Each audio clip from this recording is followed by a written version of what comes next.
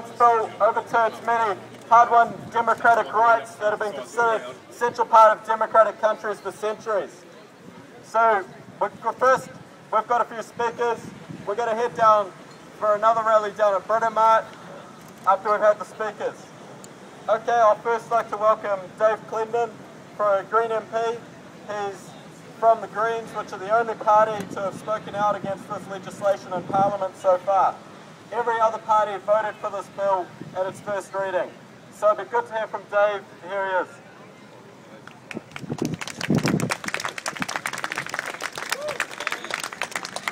Cheers, Cameron, and thank you all for turning out today. I bring apologies and greetings from Keith Locke, who normally would speak to a rally like this, but he's doing this job in Wellington today. There's another rally down there, and because people in Wellington are equally concerned about this as Aucklanders are. This is quite a sneaky little piece of legislation. It's been posed as simply a necessary piece of legislation to bring together in one place bits and pieces of authority to search and to spy on people that are scattered through lots of other pieces of legislation.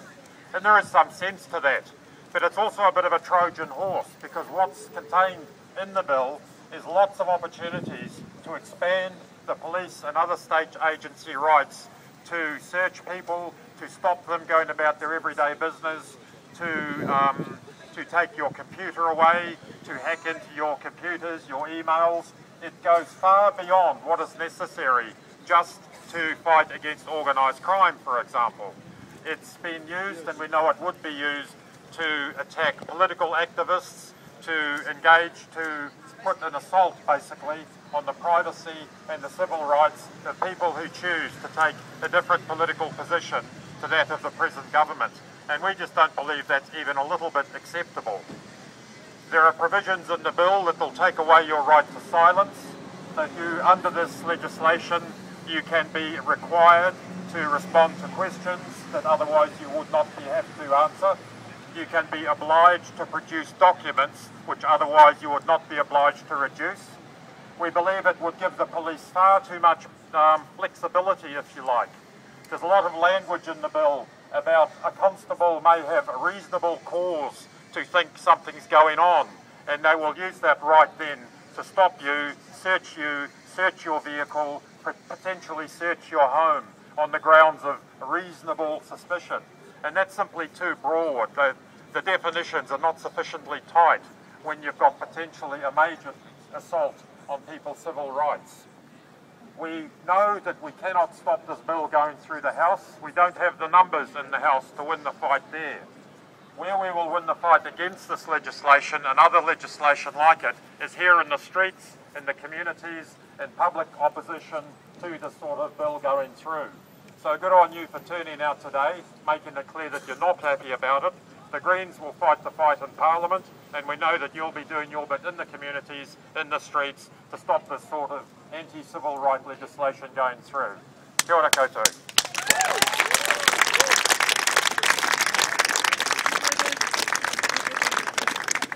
We also have Barry Wilson from the Auckland Council for Civil Liberties.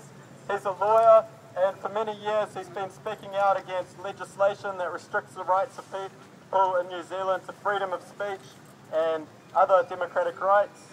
His group wrote a really detailed submission on the Search and Surveillance Bill for the Select Committee. If you want to know about the bill, it's a good place to read. So here's Barry, he'll say a few words.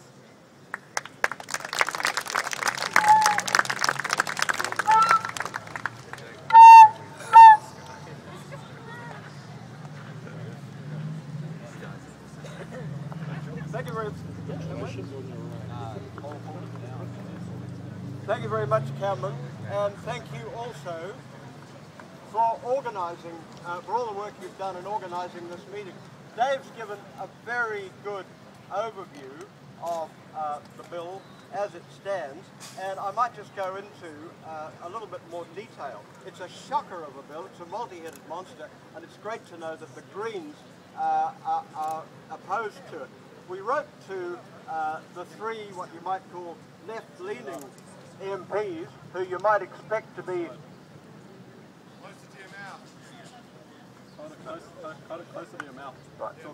We wrote to the three left-leaning MPs, David Parker, Jacinta Ardern, and Kennedy Graham of the Greens, and the only party we got a reply from was the Greens.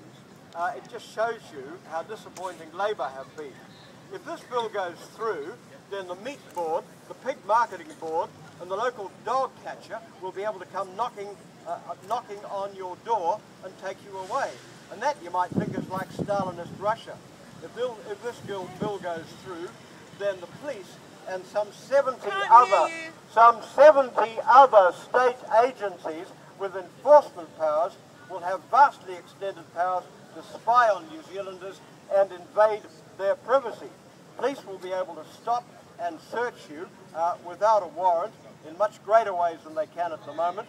The people will be forced to give the police and these other enforcement agencies access to their computers or face prosecution. They'll be able to hack into your hard drive from a remote source. The bill will end the right to silence and force people who aren't themselves under investigation by police to give them information about the criminal activities of others. And I'm talking, for instance, about computer technicians. The bill will allow 70 enforcement agencies to make up their own guidelines for conducting strip searches, a deeply humiliating process. The police will be able to refuse to tell people what kind of surveillance they are under if an investigation is ongoing. And they'll be able to get a warrant to break into private property to install surveillance devices and cameras. I have no confidence that the Select Committee will clip back these powers, because the chair of the Select Committee, who's an ex-cop called Burrows for Whanganui, wrote to me and said the only aim of the bill was to explain how existing powers are used. That's bullshit. The bill extends dramatically the powers of the state to spy and snoop. Now, the irony is, finally, that tomorrow we're going to see a huge outpouring of sentimentality for the Kiwis who fought and died in three wars to protect a democratic society. How many of those people will be aware of how our society is under threat from this bill? And that's why I thank you, and congratulate you for turning up and marching today.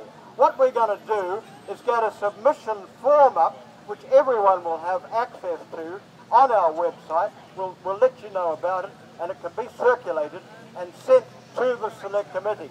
We've got until October to do it, and what we want to see is that the Select Committee knows that people are deeply unhappy about this bill. Congratulations for coming, thank you for turning up, and thank you for marching and supporting us.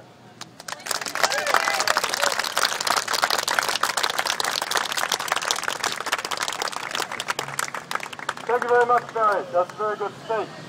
Okay, what we need to do now is get the main banner up the front, and then once they've been given the okay, we'll go onto the road and we'll march down on the left-hand side down the front of March.